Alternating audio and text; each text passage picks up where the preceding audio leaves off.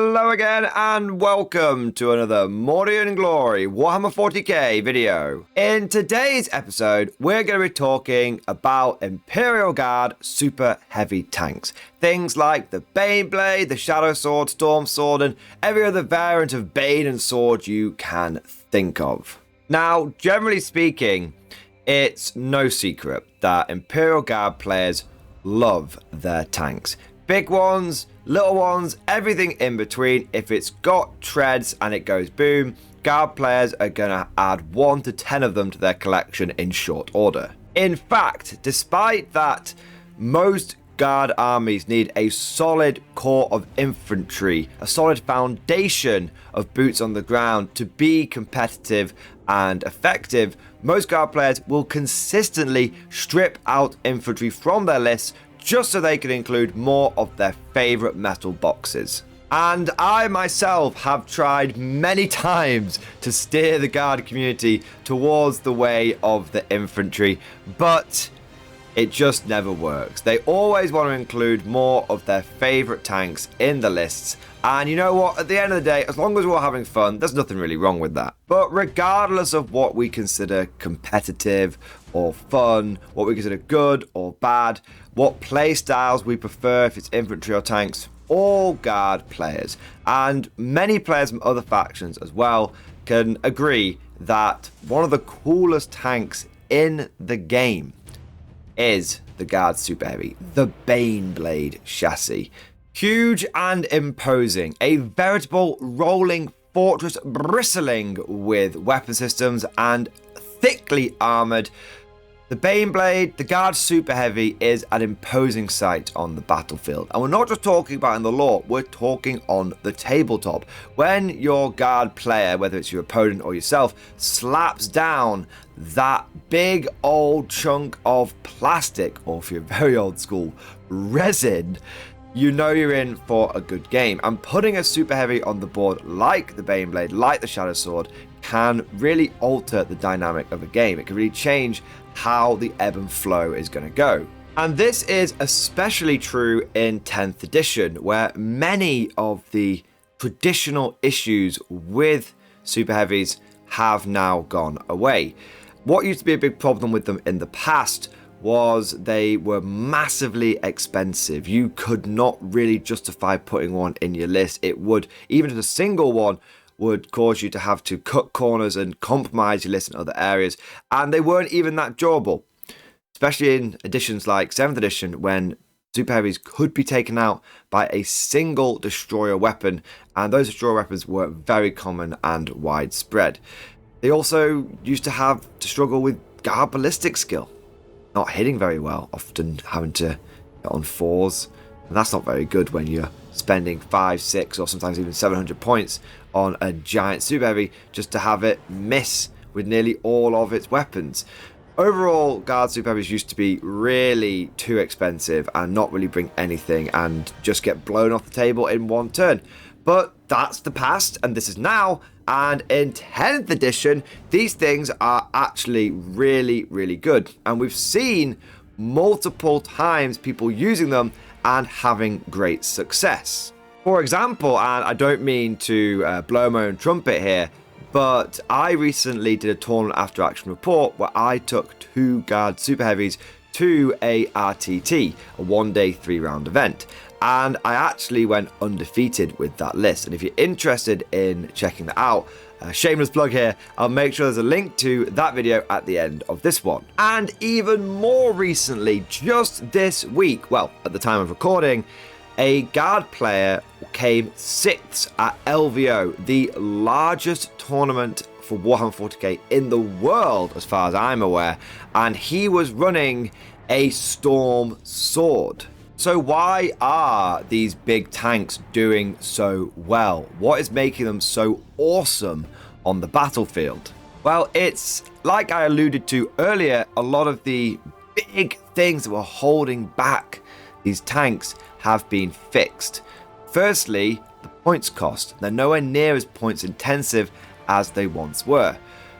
With the general cost of the tanks coming down, for example, you've got Shadow Swords now at 440 points, which is a genuine bargain for what that thing brings to the table. and also the size of the game increasing. When I first started playing tournaments, the game size was 1500 points, and then it went to 1750, then 1850, and now we play at 2000. This means that instead of a super heavy taking up potentially half or 40% of your total points value, now it's more like 25%. And if you basically put a super heavy in your list, like a shadow sword or a storm sword, and it takes up that many points, you can be like, okay, well, that's just going to cover my heavy armor. Maybe I'll spend about half my list on armor and half my list on infantry, but I've still got 1500 points. I've still got a lot of play left in my list to be able to get the other things in there which are vital for victory. Small units that can do secondaries, lots of infantry to do primaries and screening out and that kind of good stuff. You can have your cake and eat it now with the super heavy, and that's good. They're also much more durable in 10th edition. The fact that they're toughness 13 means that las cannons, which are the baseline and the most common, las cannons and las cannons equivalent, I should say, are the most common type of anti-tank weapon, are really going to wound these things on 5s. Previously, they've been wounded on 4s, if not 3s. I think it was in 8th and 9th edition where the Baneblade was only toughness 8 and the las cannon was strength 9. So it was wounding it on 3s. It was just horrendous. And now we've progressed onwards, the las cannon is wounding on 5, so it's a lot harder for it to reliably smack those shots through. And even if it does get the wounds, the Baneblade can take advantage of cover, either because it's got smoke or you can have it partially hidden by a ruin, and that means it's getting a really good save, because not only getting the benefit of cover, but you've also got your 2+ save inbuilt. So if you get hit by something like a las cannon, you're still going to be on a 4-up save. So A, they've got to hit you, potentially at -1 with smoke, then they've got to wound you, probably at 5s, then you get a 4-up save, so 50-50 chance that you just stop it, and then if they finally do get that shot through, you've got 24 wounds. So it's going to take more than a couple of las cannon shots to do much damage to your vehicle. Even if you do get 2 las cannon shots through, 2 or 3, the average damage coming from each one of the shots is 3.5, so with +1, obviously, with it being d6 +1, so you're looking at even a big barrage of las cannon shots. Even if they do manage, 1 or 2 of them manage to get through, you're not seeing your tank popped in one go. You're probably not even seeing it halved in terms of its wounds. And then there are ways you can repair the Baneblade as well, with things like the Tech Breach engines here. So just as this long, rambling, quite detailed segment goes on, you can see there's lots of layers that anti-tank has to get through to actually damage the Baneblade, and even when they get through, it's got plenty of wounds to absorb more than a few big blows. And finally, the damage output of one of these big old boys is now right. If you're slapping down a Baneblade, it should be scary. It should be able to hurt the enemy. And so with things like lots of free sponsons now, so you can get multiple heavy bolters and las cannons, with the big guns all being made more potent, and most importantly, easy ways of getting these things to hit on 3s. Via, for example, the Lord Solar, who can order any Ash Militarum unit. It just means that finally, not only do the guns have impressive profiles, but the tank itself can actually hit the broadside of a barn. So with all of these awesome and amazing and positive things being said about the Baneblade chassis, does that mean you should rush out, buy one, and include it in your go-to tournament list right away? Well, unfortunately, the answer is no. And you might be kind of surprised about that, considering how much I've been praising these things. But there is, sadly, a huge problem with the Baneblade and other big tanks when it comes to the competitive meta. And it's nothing to do with other armies and what they can do to destroy them, because no unit's invulnerable, so your super heavy probably will die in the game. It's nothing to do with that. They are tough, they are good. It's not to do with their firepower or the damage output. In fact, it has nothing to do with the rules and interactions between shooting and defenses or anything like that. It comes down to one simple but very frustrating problem with the competitive scene, and that is Baneblade is just too big. It does not fit into a lot of competitive terrain maps. Now, this might just be an issue in the UK, where we tend to find that most tournaments play on UKTC standard terrain or WTC standard terrain, but the issue that I have found is your Super Heavy is too big to fit through the gaps of the ruins, especially now with the sponsons that you're going to want to take because they're free and they add a lot of firepower to the unit. Often this means that your very expensive, both money and still points wise. It's cheaper and it's viable, but it's still potentially 500 points of your list, right? More than likely, beautifully painted centerpiece model of your army can find itself being forced to go into strategic reserve, where it can't do much when it comes in the turn that's so big, or it is stuck in your deployment zone. I have seen multiple times, many times, more times than I can care to remember, a Guard player turn up to a tournament which is using UKTC or WTC terrain, and their Super Heavy is stuck in their deployment zone because they couldn't physically place it anywhere else, and it just sits there, sad and lonely, unable to do anything, with basically no targets, whilst it just maybe pokes its gun around the corner and tries fruitlessly to see something to shoot. It's really depressing, and it's really sad, and it's boring, and frankly it makes for the worst kind of thing you can have in a game of 40k, which is a negative game experience. It's just not fun. But I want to make something abundantly clear here. I'm not ragging on tournament terrain, and I'm not saying that we need to go to another system or that special exceptions should be made for my favorite vehicle. I mean, would be very selfish of me to do that, and would be kind of me standing on a soapbox, and that's just not my vibe.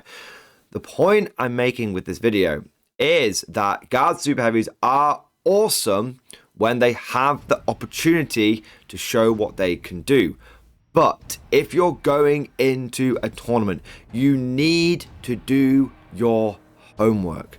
Pretty much all tournaments come with terrain maps and rules packs and all that kind of good stuff.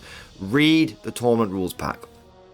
Find out what terrain they're going to be using. Find out what the terrain map is going to look like. Are they doing player place terrain? Are they doing a custom thing where it's a little bit more open? At least there's at least one movement channel. That's all you need. One movement channel to get your Baneblade around the table, to get your Super Heavy moving forward. And if there isn't, then don't put one in your list, because, well, you do what you like, of course, this is just my advice, but I would strongly recommend you don't put one in your list, because you will not have fun with it. It won't feel like you're getting the Super Heavy experience. But if you look into the tournament rules pack and you can see clearly that there will be places for you to deploy your Super Heavy safely, so it's not on the front line just getting blasted, and you'll be able to move it forward and bring it into engagement effectively, then absolutely, no doubt in my mind, you should consider one of these things. They are no longer the point sinks and death traps that they once were. Every single time I have put one down on the competitive board and the terrain has been accommodating, it has been an amazingly impressive unit. And every time I have faced off against one of these things and the terrain has been accommodating, it has been terrifying. And that is why I believe that Guard Super Heavies in 10th edition are both awesome and awful. But of course, all of this is just like my opinion, man. Let me know what you think down in the comment section below. Are you a big fan of the Guard Super Heavies? And if so, which is your favorite variant? Doesn't have to be the most competitive variant, it can just be which is your favorite one. If you've enjoyed today's video, don't forget to smash that like button. Like your Baneblade is going to smash your opponent's hopes and dreams. And also subscribe to never miss an episode. Would you like to know more?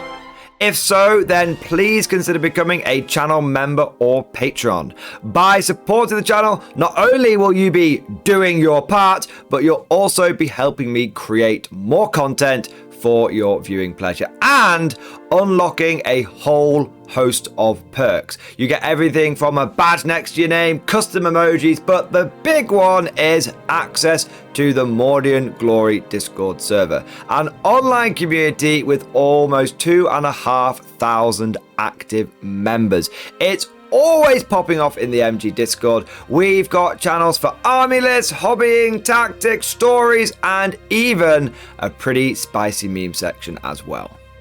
For all you greenhorns that wanted to see the Mordian Glory Hole, today is your lucky day.